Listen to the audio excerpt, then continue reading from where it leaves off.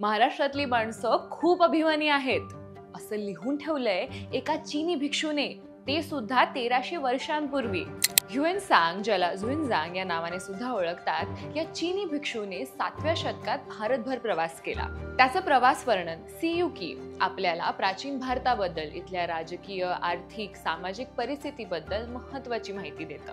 आपल्या भारत दौऱ्याचा भाग म्हणून ह्युएनसांगने दख्खन आणि कोकण भागाला भेट दिली होती. आता त्याने चायनीज मध्ये लिहिलेल्या ठिकाणांचं नाव मराठीत ट्रान्सलेट करणं थोडं ट्रिकी आहे, पण त्यावेळच्या समकालीन स्रोतांची मदत घेऊन अभ्यासकांनी निष्कर्ष काढले आहेत.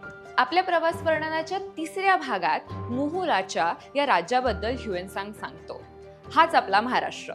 या काळात चालुक्य साम्राज्याचा दुसरा पुलकेशीन या भागात राज्य करत होता. पुलकेशीनच्या महाराष्ट्रातल्या राजधानीबद्दल ह्युएनसांग सांगतो, पण तिचं नाव त्यात नोंदवलं नाहीये. डॉक्टर सूरज पंडित आपल्या मुंबई बियॉन्ड बॉम्बे या पुस्तकात ह्युएनसांगच्या प्रवासाबद्दल सांगतात. ह्युएनसांगच्या मते प्राचीन महाराष्ट्रातली माणसं अत्यंत मायाळू, मैत्रीपूर्ण, मदतशीर आणि अभिमानी होती.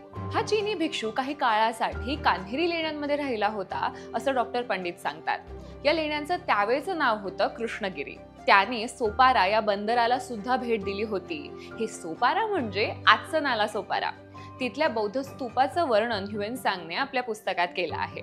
आर.सी. मजुमदार आणि डी.आर. भांडारकर या अभ्यासकांचं असं मत आहे की ह्युएनसांगने महाराष्ट्राबद्दल लिहिणं, त्याचा उल्लेख करणं हा 7व्या शतकापर्यंत या प्रदेशाच्या निर्माण झालेल्या सांस्कृतिक आणि राजकीय ओळखीचा पुरावा आहे.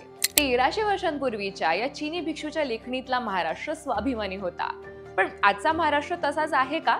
आपण आपली परंपरा, आपली संस्कृती खरंच जपतोय का?